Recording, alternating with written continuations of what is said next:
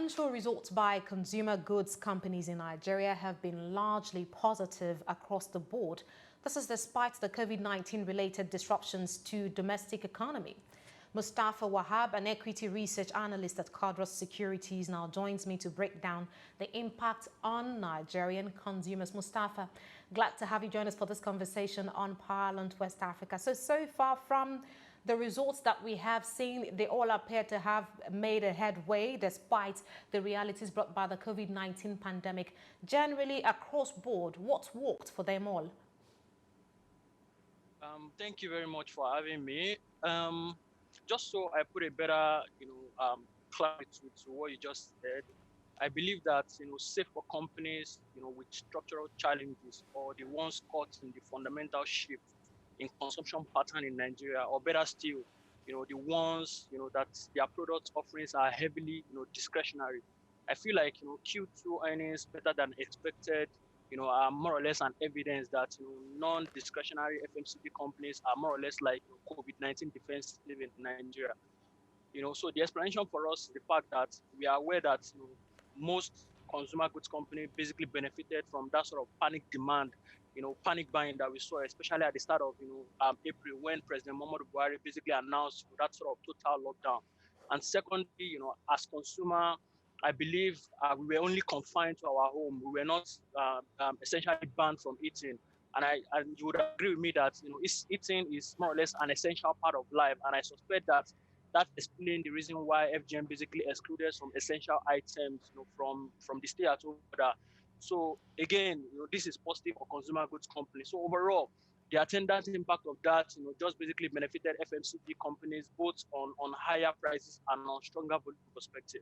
And that's one of the reasons why we saw a very strong number from all of those who are basically operating in the non-discretionary product sector.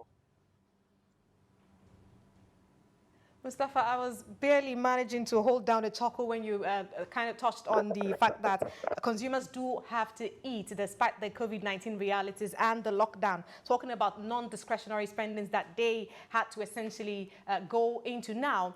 All of these companies that we talked about are definitely tied to Nigeria's supply chain industry. Now, when you look at the figures across board, especially with supply chain issues on the front burner now more than ever, were there any traceable issues with supply chain so far from the figures that the market has received from these companies within the consumer goods sector? Yes, absolutely. For some companies here, we saw some sort of supply disruption. Companies like Unilever, they reported very weak numbers, and Nestle, for instance, also reported very weak number. We still have that sort of issue of Apapa ports, not being very free to be able to move a lot of product out of that place. We also have issues of bad road network in Nigeria, which is basically putting a lot of pressure on most of the big consumer names.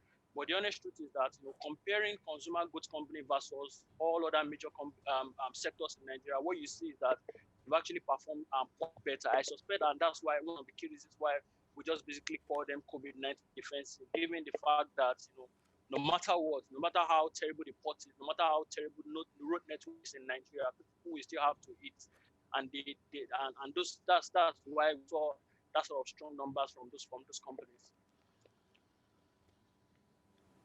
So, Mustafa, are we, as of now, able to draw any early conclusions on what these results might be saying, essentially, for the entire consumer goods sector? Yes. I mean, I like the fact that we've seen very strong numbers in Q2, but honestly, this is to say that the entire sector is essentially out of the woods. And number one is that, I mean, we've been saying this, I believe, since 2016, that consumer wallet in Nigeria is still very tight. And obviously, COVID-19 outbreak essentially, sort of magnified that sort of vulnerability as far as consumer wallets in Nigeria is concerned. Beyond that, we are also facing a situation where currency devaluation issues might be very significant as far as input cost pressure is concerned for most of these players. I mean, yes, we've seen Naira devalue over the last couple of months. But I mean, from where we stand, we think that all are still stacked against the Naira, which means that there's still a lot of room for the Naira to fall further. And I mean, if you tie that to the fact that we understand that most consumer goods companies still rely heavily on importation of their raw material, and I know for Dangote Sugar, close to 100% of their raw material is still imported. I know for flour mills, and I know for NASCON, for instance.